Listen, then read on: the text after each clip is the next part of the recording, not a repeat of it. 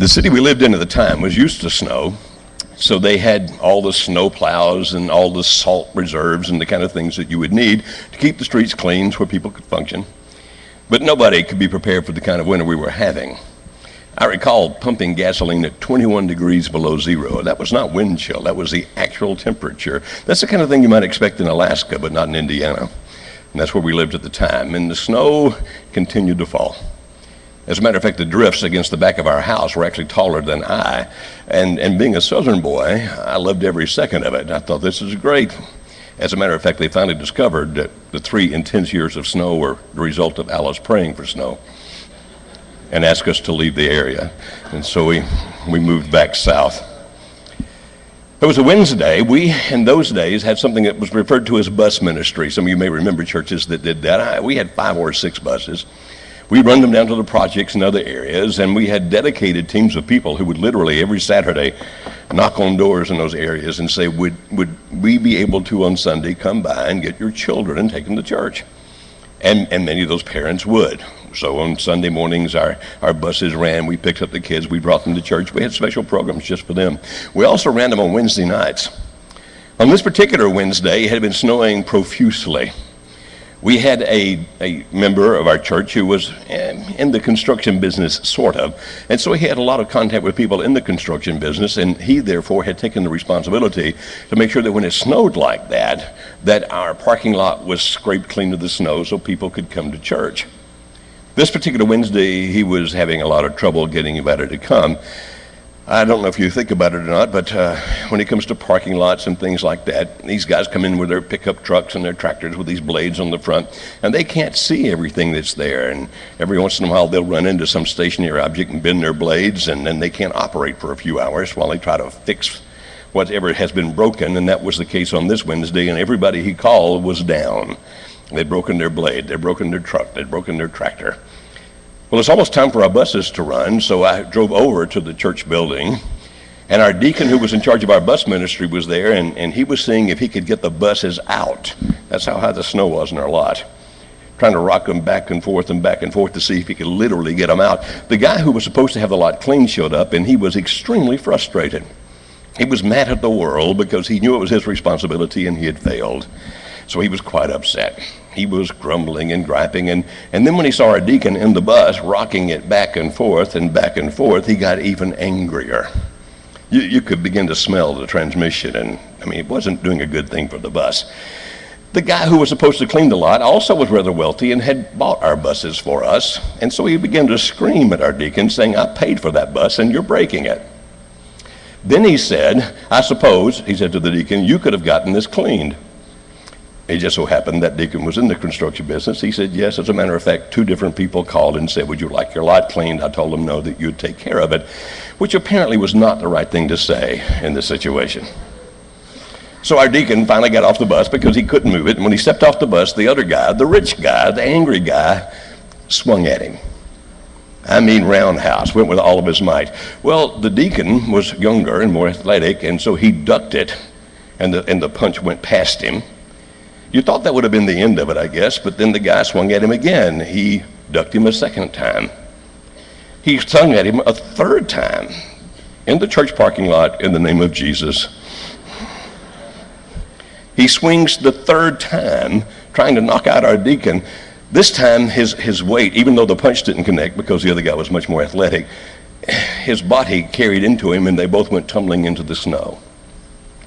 I was 28 or 29 at the time, and still full of vinegar. Anybody remember what it's like?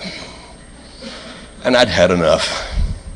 I reached down and grabbed up the rich guy by the nape of his neck and cocked my fist. I thought, I'll end this in the holy, holy way.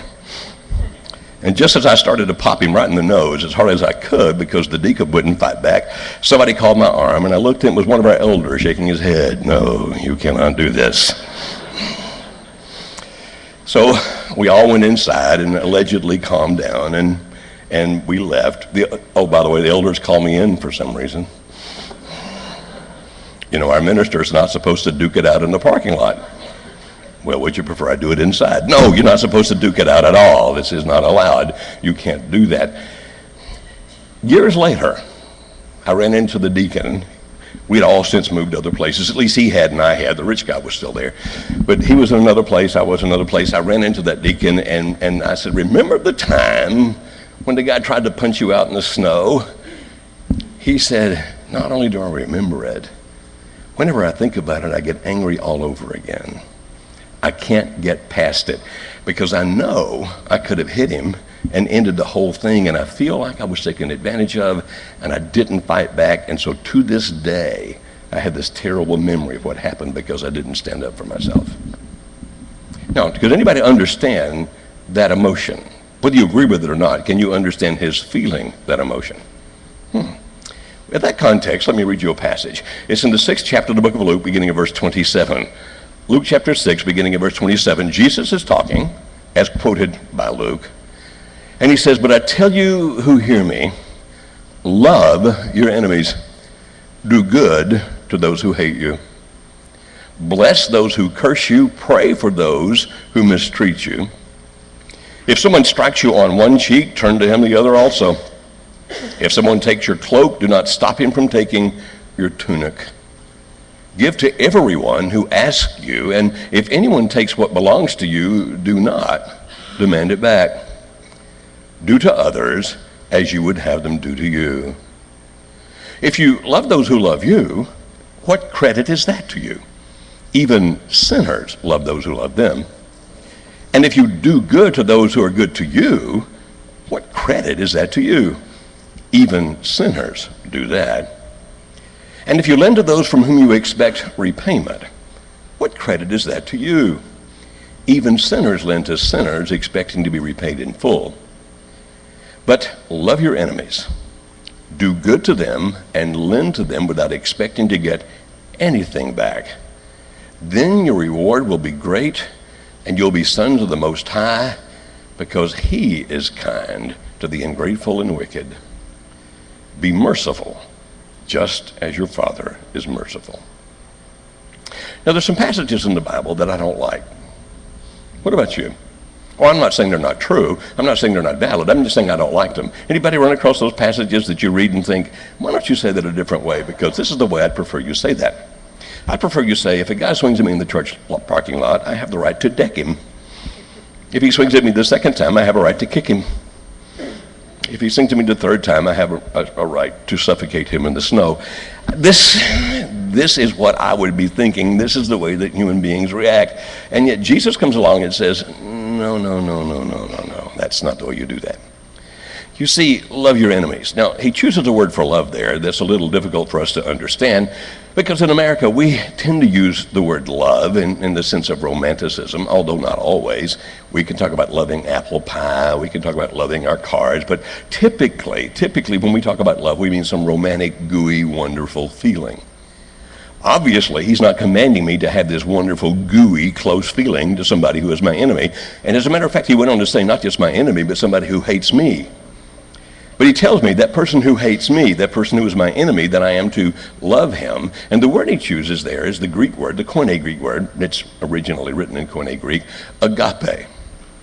Agape was a word that wasn't used a whole lot in that language before the New Testament writers started using it. It's almost as if they chose sort of an obscure word so they could define it themselves. That we take this word and we use it, and in the context we use it, we kind of make our own definition or description of it. And so we would look at that word today and say agape means to do good for another person. It is based on a decision, not an emotion. I choose to do good for you. And therefore, when he says love your enemies, he's not saying you have to feel good about your enemy. He's saying, but what you want to do, or what he's telling us to do, is to do good things for that person, even if that person hates us. Now, probably you have nobody in your world who hates you. Unfortunately, I do. There are people who hate me. Not just hate me, but they write about it on the internet. It's just not very nice at all. My daughter Kimberly, when she was in high school, would sometimes bring her friends home from Lipscomb High School and take them back to her room to the computer to look up all the articles on the internet written by people who hated her dad. She would say, see how popular my father is? This guy hates him, this guy hates him, this guy hates him, and they would all have a great time. Now, she thought it was hilarious. She thought it was funny. I'd come back and they'd all look at me and go, does anybody like you anywhere at all? I'm not sure. I definitely have my enemies. And I would think that if you attempt to do anything on this planet that is good, based on what you believe to be good, there are going to be other people who would view it a little differently. Have you discovered that yet? That not everybody sees things the same way, and that people can get into these most intense arguments over the most ridiculous things. Several years ago, a friend of mine, when I was living in Indiana, I took him on a trip with me to Alabama. We stopped in Birmingham to have lunch with a couple of people who were elders in a church down there, good, godly, spiritual men. As we were driving down, my friend said, I hear that in Alabama there's this great animosity between people who are fans of the University of Alabama and of Auburn University. Is it as intense as I hear it is? So at lunch I demonstrated. I realized that one of these men was an Alabama fan, the other was an Auburn fan, and I purposely got them into a discussion of sports and of their respective universities. And these two men, who were both shepherds in the same church, good, godly men, got into an argument of such intensity that we all became embarrassed because the people around were watching it. People fight over sports. Oh. We can also put people in the room, one of whom is a Democrat, one of whom is a Republican. We can get them into a fight. Am I correct about that? I mean, you can pick almost any two universities, I mean, assuming that you have one that actually can win, so we leave out Tennessee. But if you take others, see, I just illustrated my point right there. So we look at this and go, people can argue and disagree over all kinds of things. That's right. So how should they treat each other? With love and respect. Now, how does this apply in the real world? It's difficult. It's difficult to do. Several years ago, when I was working with a nonprofit called Family Dynamics Institute, a man on the West Coast we discovered this. It's because somebody sent it to us, actually. He had taken our materials, and rather than buying them from us, he had actually photocopied them. We know because somebody sent us the photocopies. He's doing your classes, he's reproduced your material, he has violated your copyright. This man was a minister in a church, and so I wrote him a letter and said, this is wrong. You are violating the law, you need to repent. The letter he wrote back to me was pretty short and sweet. I forget exactly what he called me, but it wasn't really a godly term, and then he told me that I should never contact him again because it was none of my business what he did. I remember getting very angry. I mean, I was furious. Here's a man who would stand in a pulpit to tell people this is what's right, this is what's wrong, this is what you should do, this is what you should not do, who is committing plagiarism, not just plagiarism, he's violating copyright law. And here he is that when he's chastised or called on the carpet for it, rather than saying I was wrong, I repent, actually attacked us. And so what would be my next move? Well, we could contact the law, we could do all kinds of things, and the more I read his letter, the angrier I got, and finally I realized I have to let it go. Why? Because of what it was doing to me. That if I pursued this, I don't know what kind of punishment he would have had, probably not much, but it was going to cost me a lot more in the emotions that I had, because the more I looked at that, the angrier I got. And I'm thinking, if I pursue this, I'm not pursuing it for justice, I'm pursuing it for vengeance. And there's a great deal of difference in those two things. Justice would say, you violated the law, you need to pay the penalty. Vengeance says, you've hurt me, and now I want to hurt you as badly as you hurt me. The reason that vengeance never works is because I can never be sure that you hurt as badly as I hurt. So if somebody slanders you, and you think, I'll just pay them back by slandering them, you can't be sure that you hurt them as badly as they hurt you. We see it sometimes with husbands and wives in the work that I do, that one has been terribly hurt, and then he or she wants to hurt the other one back. My response is, the longer you try, the more effort you make, you can do all kinds of things, but it's very likely that you'll never hurt him or her as much as you feel hurt. Vengeance just doesn't work. It never satisfies you. Now, justice, I'm for, but vengeance, here's what Paul would say about it to the Romans. Vengeance is mine, I shall repay, says the Lord. Now this can get even intense. I'll be very careful because there are children here, so let me explain this without getting too bad into it. If you've heard me tell this story before, please forgive me. Last Monday I turned 64, which gives me the right to just talk about anything I want to, whenever I want to, repetitively. By the way, I thank you for the truck you didn't give me for my birthday. I'm kidding. So, This young lady came to me back many years ago. She was a 26-year-old young lady. She came to me because she was having great difficulty. She hated men. She told me that she couldn't stand men. She didn't trust men, which made me question, why did she come to me? But in the course of the conversation, she told me that she had been molested by her paternal grandfather when she was 9 years old, and that gave her a very bitter attitude toward men. I tried to help her a little bit in what we call pastoral counseling. I'm not a professional counselor or a therapist. I just listened for a couple of sessions. Somewhere in that session process, she actually brought in a record and played, and it was a very bad record that indicated what she felt about her grandfather. And then she pulled out the pistol that she carried in her purse, which was loaded, and a half-empty bottle of rum in her purse that she carried with her everywhere she went. And she said, one of these days I'm going to drive down there and shoot him. We talked about that for a period of time. I understood her anger. I understood her pain. Through the process of working with a real counselor that I sent her to, who helped her for a period of time, she finally did go and confront her grandfather a year later. And when she did, rather than being penitent, he tried to molest her again. She was back in my office telling me that story. And I said, so what now? No, I still had the gun and the rum, so at least she couldn't shoot him. I said, so what do you do now? And she said, now I've gotten to the point where I will have peace. How is that? I forgive him and I move on. Because you see, he's obviously not thinking every day about how much he hurt me. I'm the one thinking about every day how much he hurt me. So I've forgiven him, and if any opportunity comes along where I can actually do good for him, I will.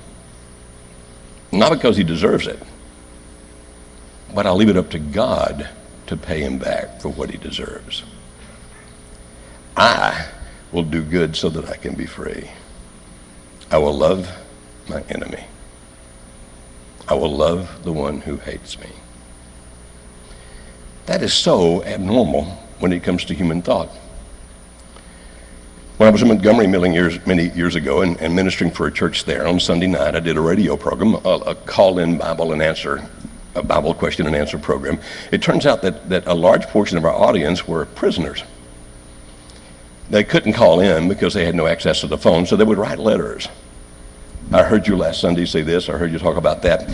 The most interesting thing to me that came from the prisoners, and we got some interesting things from the prisoners, is that many of the letters we got from those who were in prison, now this is not jail, this is prison, the state penitentiary, that they would write me and they would say, people attack you on the radio. It's just my nature, you understand. People attack you on the radio, and we're seeing you demonstrate something that's so different in our lives. Now, I pause here to tell you, I didn't think I was handling those attacks very well. I thought I was not doing a good job at all, so don't see this as being me complimenting me. But the fact that I would typically reply politely, even though sometimes I would reply quite strongly, gave these men, these were all male prisoners who would write me, these men a different view than they'd ever had about how you deal with people who treat you badly. We have never seen, they said, anybody who could be kind to somebody who attacks them. You're showing us a whole different way of dealing with life. Now, I'd love to take credit for that, but I really wasn't doing it that well. To them, I was doing it that well because it was so dramatically different than anything they'd ever experienced before. Their whole world had been, if somebody hits you, you hit them back harder. If somebody insults you, you insult them back more intensely. I saw it one time when I was on a national talk show. It was called The Rob Nelson Show. How many of you guys actually saw The Rob Nelson Show? You see, that's why it didn't last long. Nobody saw The Rob Nelson Show.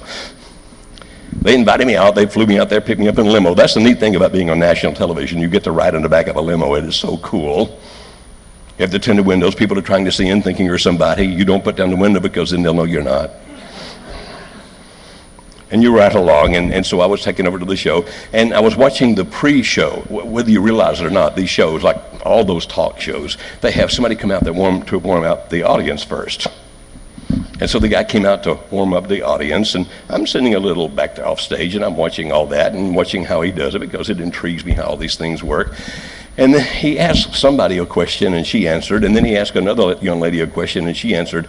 Well, it just so happened that the answer from the second young lady insulted the first young lady in some fashion. And she went into a rage. The show had not yet started, but she was now very angry. She jumped up. It turned out she had a posse with her. Turned out that girl did too. I'm thinking, L.A., don't you love it?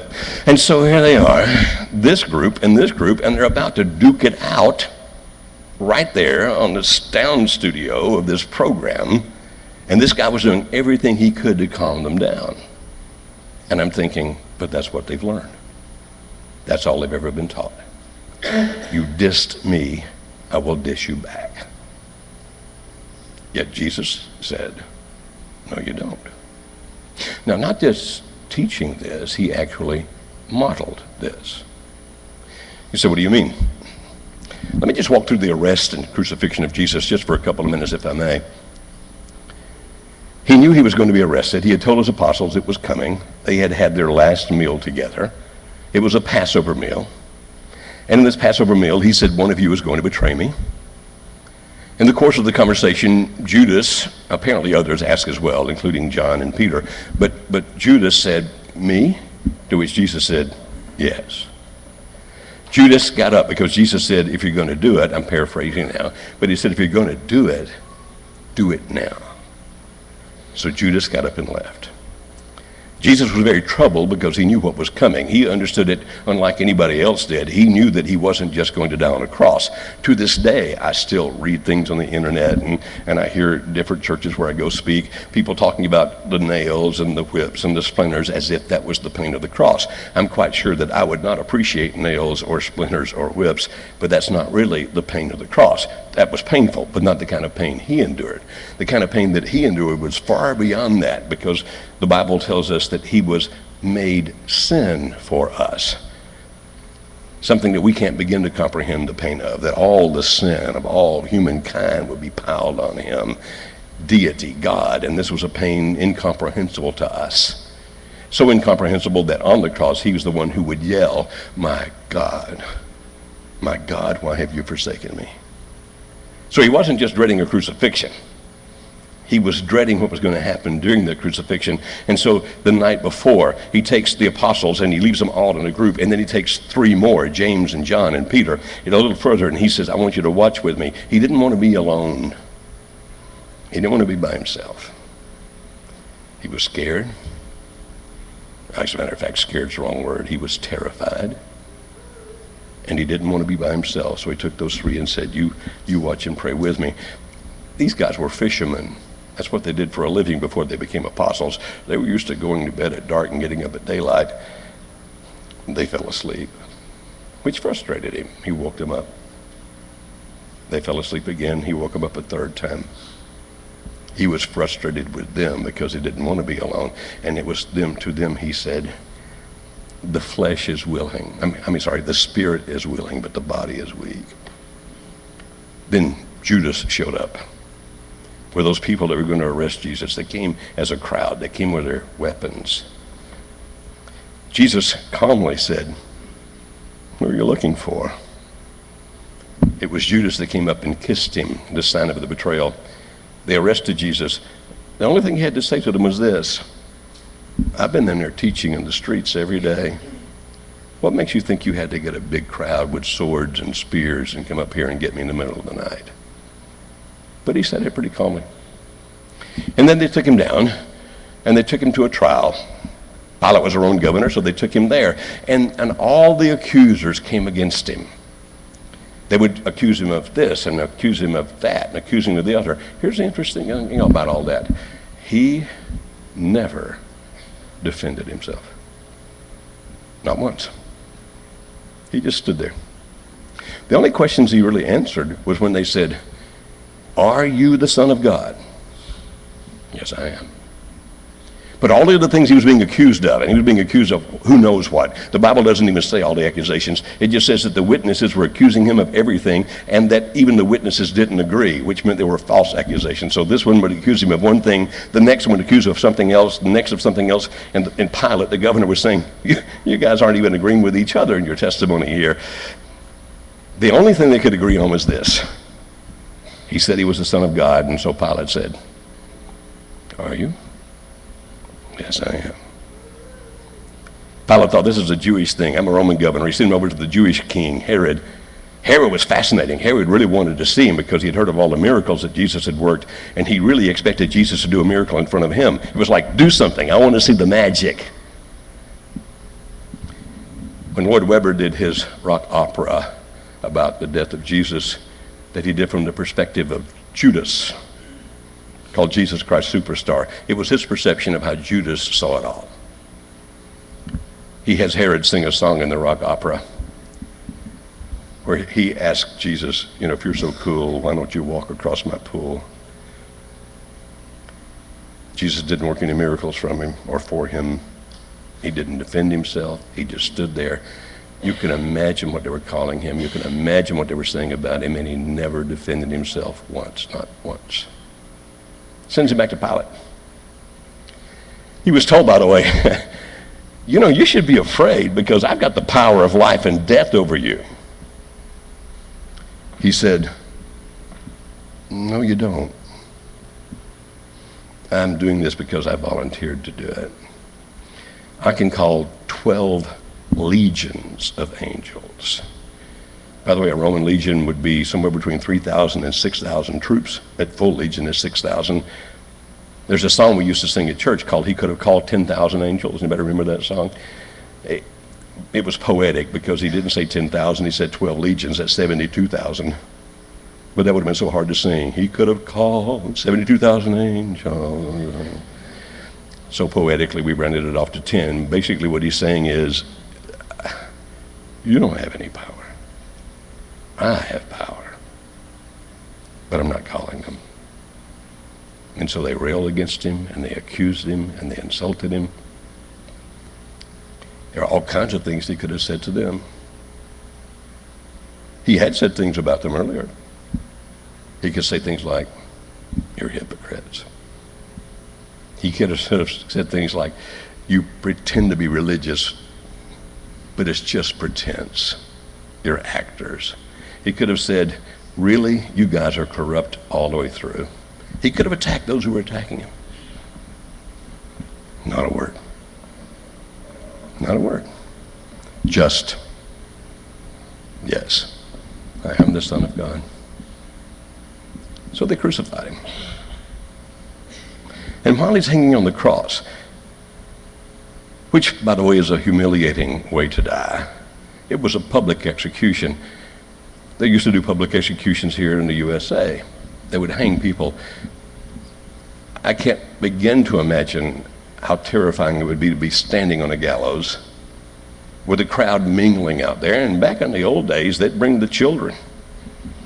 People would be selling popcorn and various things through there. It was a spectacle, and everybody came in from the country to watch somebody hang. So the pre-hanging would have taken a while, but once they decided it was time to go, the man was dead. They released the trap, he fell, the rope snapped his neck, he was dead. Imagine the humiliation of dying slowly, hanging on that cross, everybody watching. Oh, and what did they do? It said that the people who walked by shook their heads. Ever had people walk by and look at you and just shake your head? Shake their heads. What that means is, you disgust me. There's nothing about you that's good. You're just disgusting. Some of them shouted at him, hey, you said you could tear down the temple and build it back in 3 days. That'd be like somebody walking in here saying, I can bulldoze down this building and by myself rebuild it in 3 days. We'd all look at him and go, you're insane. It cannot be done. Hey, you said you could tear down the temple and rebuild it in 3 days, but you can't even get off the cross. And they would laugh at him and hurl insults at him and call him names. And others would say, the religious leaders. The religious leaders would say, hey, you said you saved others, but you can't save you. And he didn't say a word. He just took it.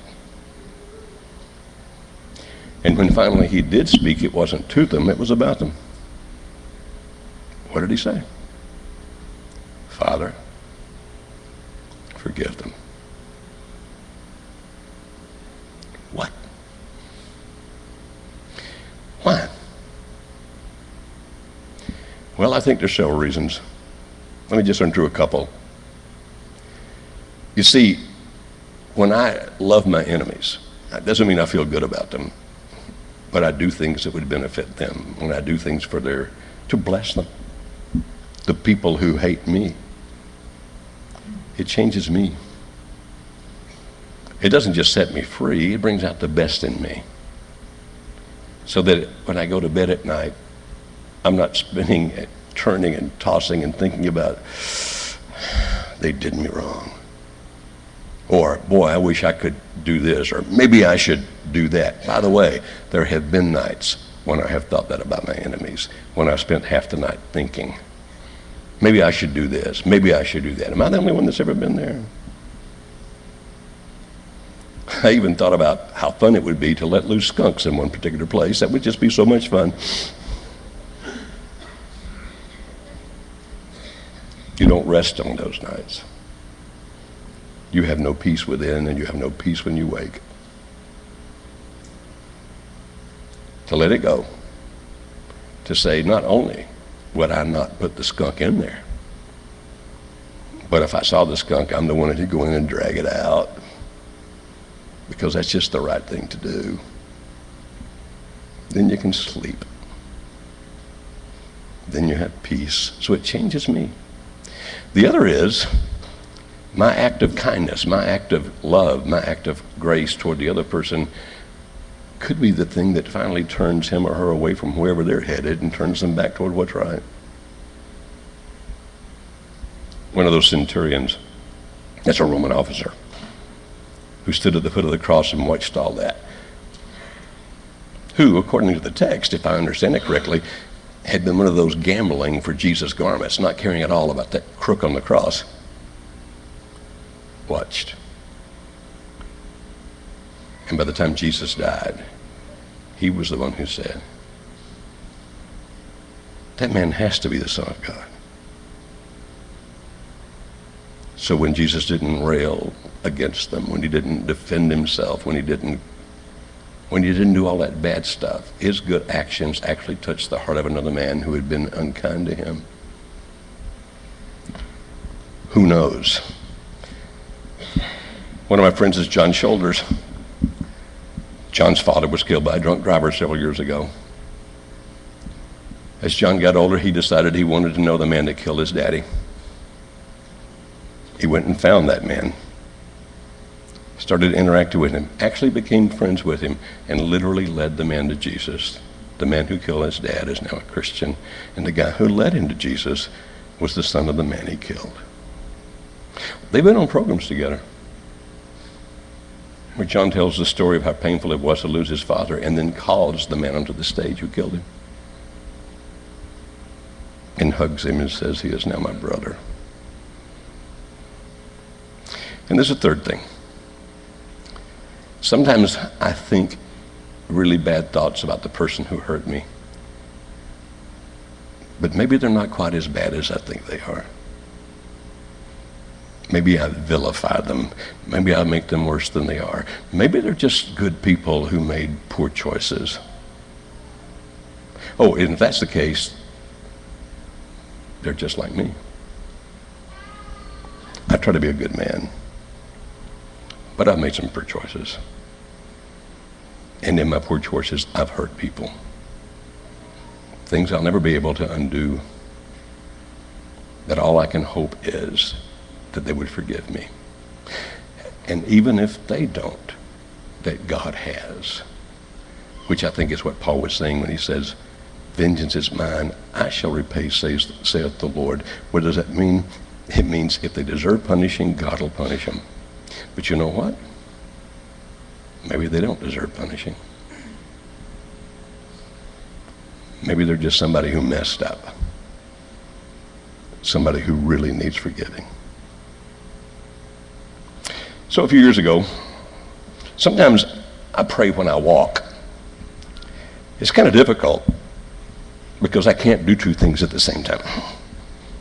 I try not to chew gum. But sometimes when I walk, I pray out loud. I remember a few years ago praying specifically about two different people who had hurt me badly. Called them by name. Now, this wasn't a prayer. This was a series of prayers over a series of walks, over a series of weeks. Are you following this? I kept asking God, and give me a forgiving spirit toward blank. Bless blank. And I called both their names. And one day I'm walking along praying, and it hits me. I don't have negative feelings toward them anymore. I've been praying for them, and it's freed me. Thank you, God. This is wonderful. The next week, in a bizarre situation, at the same time, I ran into both of them. And I went, oh, that's funny. That is so funny. And then I realized what he had done. I just showed you that you're free. Never seen him since. Don't know how I saw him then. Just a bizarre thing. But it's so good to know. So those passages are hard, but they're right. So who do you need to pray for? Who do you need to do good for? Just before we sing, we're going to pause for a few seconds. I challenge you to pray for the blessing to the person who has done you the most harm, to somebody who hates you. And then when you end that prayer, we'll sing.